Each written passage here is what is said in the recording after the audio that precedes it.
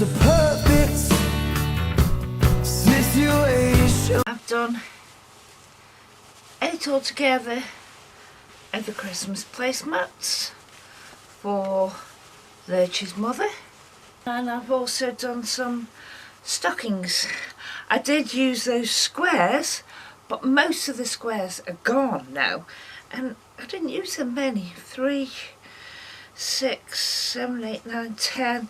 I used 20 in just those 2 sides of the Christmas stockings, and just plain. I've quilted it as well, just straight lines basically.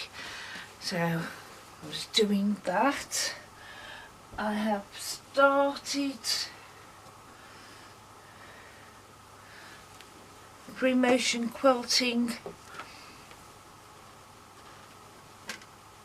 the Noel horse. I have cut it down because I didn't want the small horse pictures at the bottom of it, so I've cut it down to just this. So that's how it is at the moment, and I'd still got the green cotton in me bobbin, so, and I was set up for the free motion quilting. So I'll finish it off and you can see the quilting on the back of there. So I need to do some more. Put that up out of the way. As you can see, there's the panel of the horses. Now when me and Lurch and I were talking the other day, and we were on about school, and I said that that's where I learned the basics for sewing and cooking as well. I was absolute crap at both, but enjoyed them, so persevered with it, and that's where I am now. Cook most things and sew most things. But I remembered the first project we did, which was make an apron out of a tea towel. And I thought possibly on the beginning sewing series I jumped ahead a bit too much by doing the bag. So I've got one of my tea towels here to show you that we can make an apron out of it. But I'm a bit bigger size than I was when I was 12 years old. So it's only going to make a small apron for me, not a big one. And I'm just going to use bits of material that are around the place, and that's it. So that's the reverse side. Yes, this is a used tea towel. I haven't got any brand new ones, and I've already got 4 aprons, so I don't really need another. So if I don't use this, nothing lost.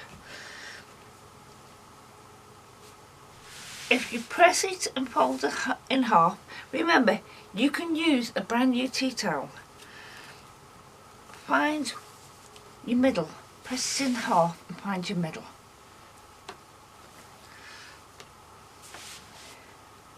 And you can't see on mine because I haven't.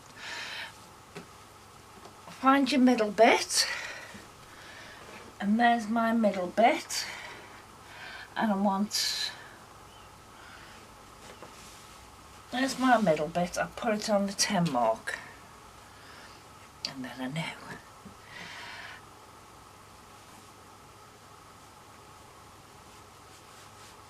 And there it is, roughly. And we just basically hacked it. So cut down the sides, so it gives you your apron shape at the top, and I'll show you exactly how that was done. I mean, we didn't have rotary cutters or these plastic things 40 odd years ago when I first learned, but hey ho, now we have, and it makes it easier. So we're going to about there. You can do this more exact. I'm not. But we go to about that line. But we've got to remember there's a seam allowance because we're going to turn it over.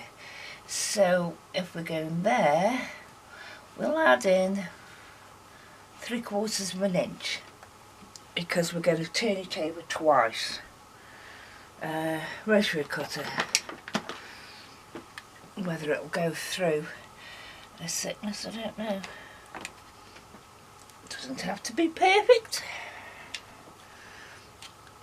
And we'll just slice down there.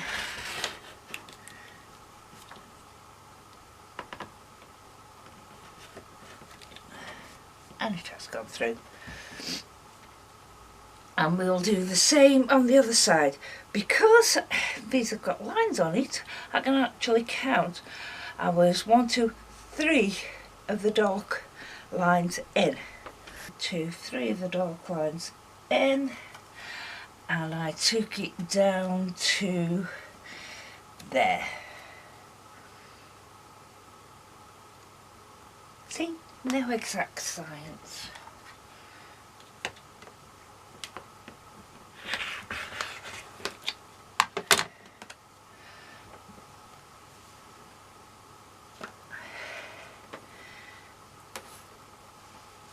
And yes, I've got the label still on it. Let's cut this off because it will only get in the way. So there is basically our shape for the apron. Now take it to the sewing machine, fold it under and then fold it again and sew along it. You can press it first of all, which makes it easier, or you can sew it, turn it over once, sew it, turn it over a second time and then sew it to make it easier again, or you can pin it, whichever one you want to do. I'm going to now set up my sewing machine because it's got me walking, my walking foot on. As I've told you before, this room is dark. It's only about 9:30 in the morning. Right, what I'm doing is to show you how to make it easy for yourself. If you haven't got any pins, then you can't use the pins.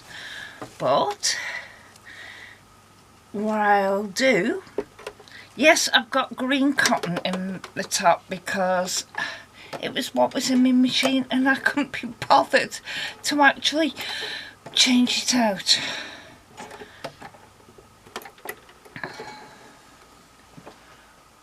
That's alright, session wise. And just turn it over the once. My machine does not like that thick seam.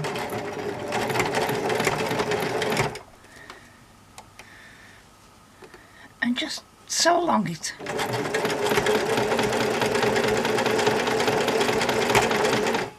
Doesn't like this teacup at all.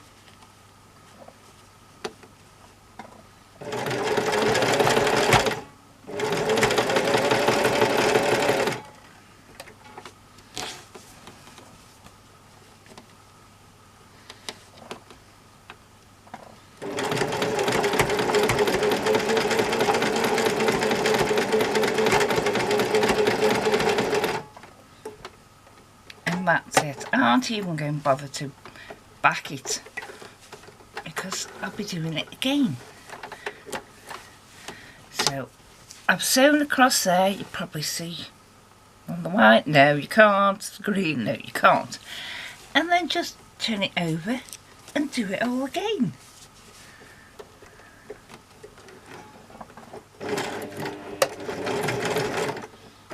And the sewing machine does not like it.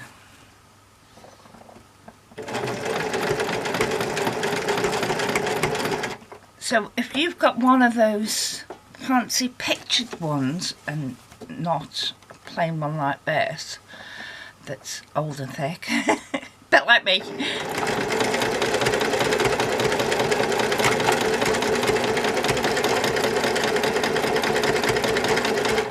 It'll probably go an awful lot better.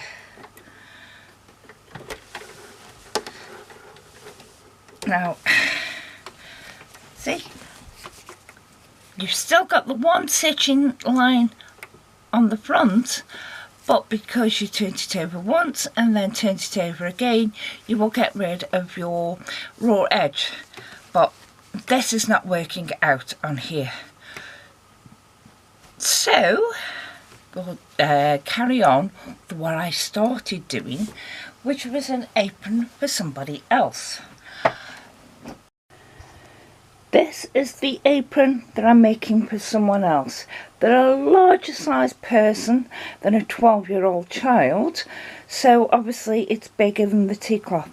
I have just pinned the tea cloth here because I've quilted this and I've quilted the name of their channel under here, and I will be showing you in a bit. Just want to keep the suspense going, and I've quilted around the edge, but I haven't done anything here because I'm going to put a pocket on.